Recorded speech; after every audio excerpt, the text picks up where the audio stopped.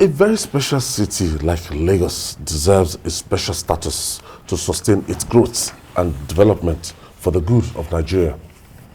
As such, the state governor, Babajide Sanwo-Olu, has demanded a special status designation as 1% share in the federal revenue allocation formula for Lagos, maintaining that its unique features and prosperity have impacts on development on the southwest and Nigeria generally. It's been a long time that we've been clamoring for this status.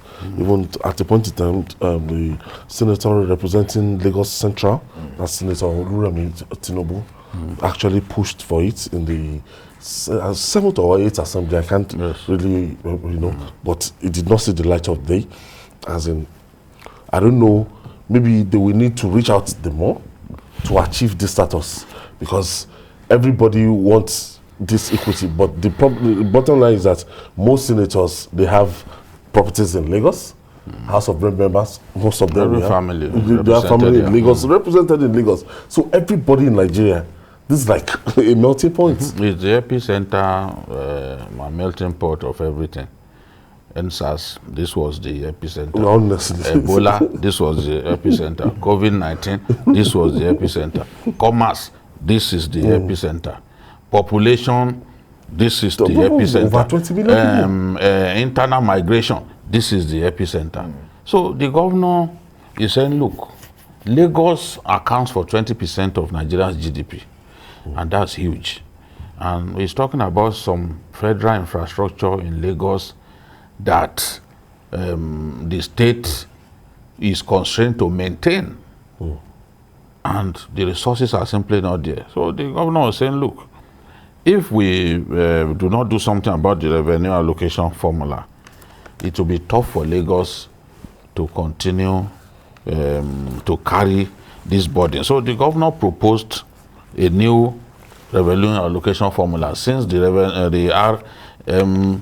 FAC people were in town, and the debate is on what should be the next. There's a plan to change the revenue allocation formula.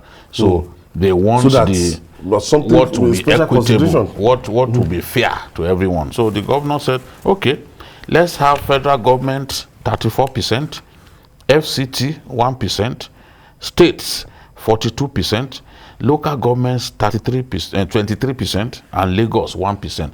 This is what Governor Sanwo-Olu 1% of the entire and its federation. Yes, this is what Governor Sanwo-Olu proposed. And before now, the federal government was taking 52.68%, states 26.72%, then the 774 local governments just 20.60%.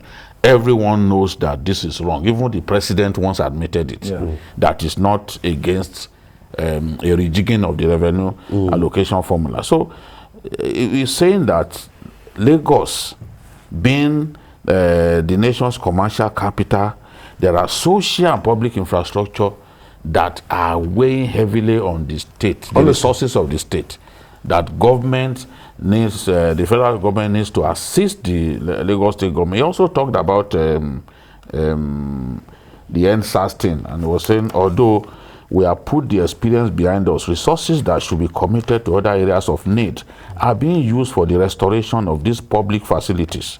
It will be totally unfair for Lagos state to be left alone to bear these huge expenses without assistance from the center. So here was a governor just speaking for his state and talking about what his state needs desperately. But as you said earlier, there needs to be more talks with people who matter, people who can make this special status for Lagos happen. They have to keep talking. They have to engage.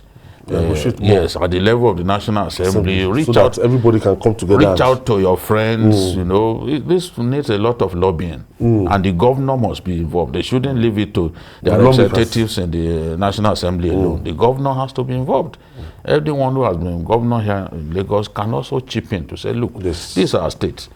Do something for our states. And I align with Governor Sanwo-Olu in this regard. Well, this is the only state I know in Nigeria that is embarking on even a real project red line and the blue line, and in no time they've given it a deadline. And the thing is so capital intensive that look, it will be difficult to run any other project if they don't have additional funds pumped into the state. To 20 million people and 87 people every minute coming into Lagos. I think there are emerging... And they don't go back. There are emerging... They don't go back. There are fresh challenges that Lagos is facing. You know, with the displacement in many parts of the country, northeast, northwest, Lagos is the safe haven that everybody comes to. So in the past 6 years, 7 years, a lot of people have moved down to Lagos because of one crisis or the other. And the fact of the matter is that these people will enjoy some social services. They will apply the roads, they will go to public clinic, they will go to, I know a lot of people who are my neighbors who are from Borno State, who are attending public schools here.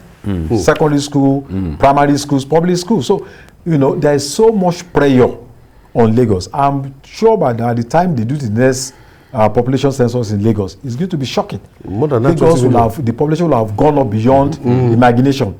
And when we are talking about revenue allocation, there has never been a time that we have sat down to actually debate. People just sit down and just face figures that they like. In 1960 Constitution, under Section 134, the recommendation was 50% for the regions. In 1953, the Chiefs Commission recommended 100%. It was Gowon's regime that changed it from 50 to 45. Gowon and then Murtala changed it through Decree 6 to 20%. And then later to 1.3% under Babangida's regime. So all these decisions were taken without democratic consultation. So we need to go back to, you know, change a kind of paradigm shift so that a place like Lagos will get more than... I have Hassan calling us from Lekki in Lagos State. Yes. Good evening, everybody. Good evening. Good evening. This issue of Lagos status is a well-desired calling, and it has been on the front burner for a very long time. Lagos is not just a microcosm of Nigeria, it's a macrocosm of Nigeria. All the families, all the tribal groups are represented in Lagos. Yeah. But what is very clear here, I don't see it, I'm seeing people being a kind of hypocritical about it, in the sense that it's supposed to be an executive order.